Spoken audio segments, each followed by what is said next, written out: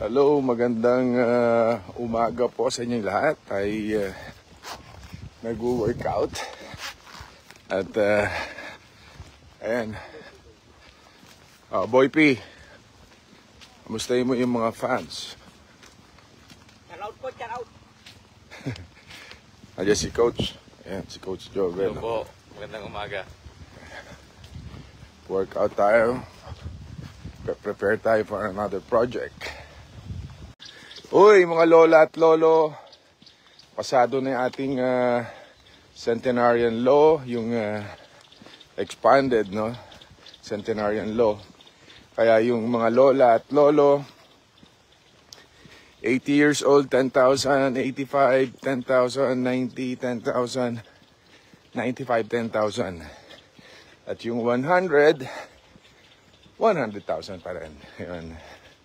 So thank you din kay Senator Amy dahil siya yung chairman, nag-preside over that para mapasayang batas na yan. At ako po yung principal author ng batas. Kaya marami nagtatanong po, pwede na bang ma-avail yan? Sa ngayon po, yan ay kapipirma pa lang ng ating mahal na Pangulo, no? Kaya thank you very much, Mr. President. Ang batas na yan, pagka na-publish na sa Official Gazette, antay lang tayo ng 15 days, batas na yon talaga. Kung kailan, anong date papatak yun, yun ay makikinabang doon sa 80, 85, 90, 95. Tigta 10,000. So, yun po. At may nagtatanong pa, kung ikaw ay 82 na, makukuha mo ba yung 80? Hindi po.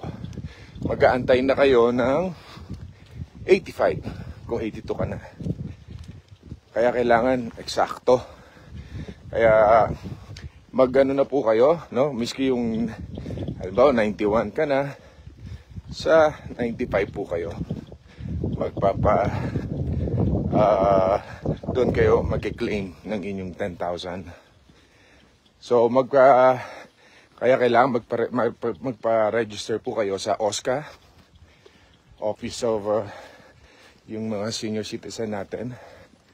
Kaya diyan sa bawat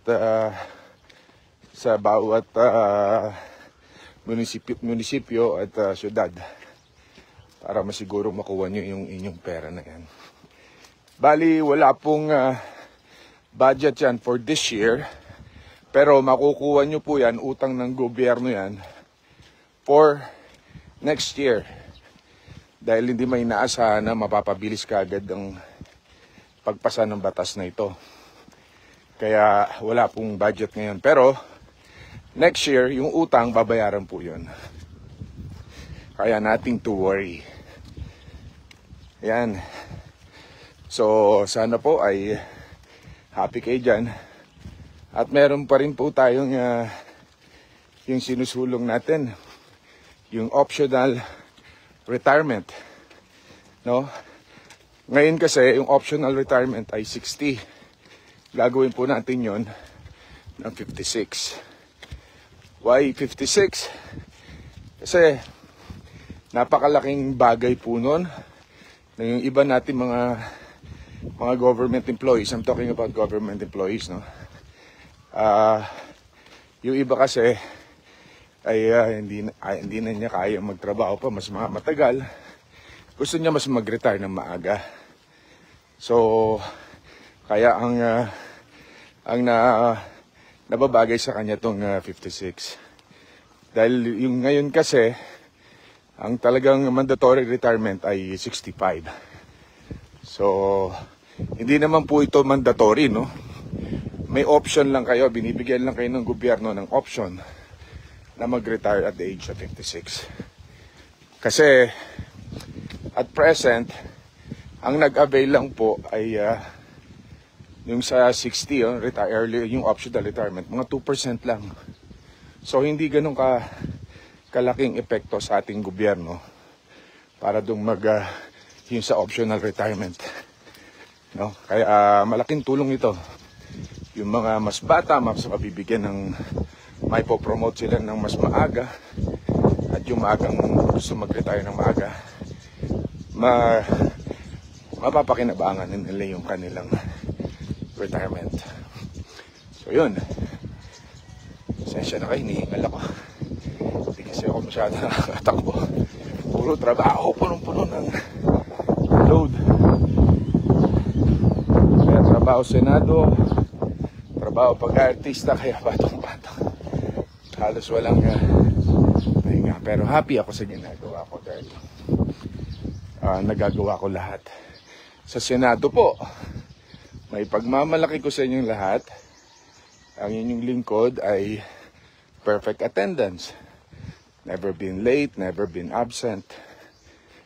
Kaya, yan, perfect attendance tayo. At with performance. Siyempre, utang namin sa inyo. Kaya hindi kami pwedeng magpabaya sa trabaho. Kaya sa Luzon, Visayas at Mindanao, iikot po tayo para ayan, makatulong sa ating mga kababayan through DSWD. Basta mahal po namin kayo, ang ating mahal na Pangulo, ginagawa rin lahat ng kanyang magagawa para maiahon sa kahirapan ng ating mga kababayan. Basta tayo isang bangka, sama-sama tayong magsasaguan para hindi tayo maliligaw ng landas. Dahil pag lumubog yan, sama-sama rin tayo lulubog. Kawawa naman ng Pilipinas. So yun, tama na yung bangayan, tulong-tulong tayo para sa bayan. Huh? So yan po. At yung mga ano nga pala, senior citizen din to, babanggitin ko ulit naman. Yung senior citizen, di ba, pag nag-reach ka ng 60, ay senior citizen ka na. Meron po ako yung final sa Senado. 56 ulit. 56, senior citizen ka na. No? Pero ang kagandahan naman nun, at the age of 56, makapag-avail ka na ng mga discounts. Not necessarily 20% katulad ng mga senior citizen ng age 60. Itong 56, sinusulong natin, 10% lang. Pero malaking tulong po yun sa mga kababayan natin. So yun, ang masama lang doon, 56 ka pa lang, senior citizen ka na. Pero hindi. Karangalan natin ang maging isang senior citizen dahil bilang isang senior citizen ay malaki ang naiambag mo na sa lipunan. At ikaw ay pinagmamalaki namin. Kaya po namin kayo nire-recognize, kaya po namin kayo tinitingala at sinasaluduhan mga senior citizen. Mahal po namin kayo. So yan, yun muna po for now. At ako ituloy-tuloy lang ang workout. And don't forget Tolome on Sunday, 7:15 p.m. So, at meron tayong pag-game ulit, no? Yung mga pahulaan natin, mga trivia questions. Even for last week, mamimigay tayo ulit ng grasya. Alam nyo, natutuwa ako yung aking YouTube. Ang laki ng kita. Kaya thank you very much sa mga nanonood sa YouTube.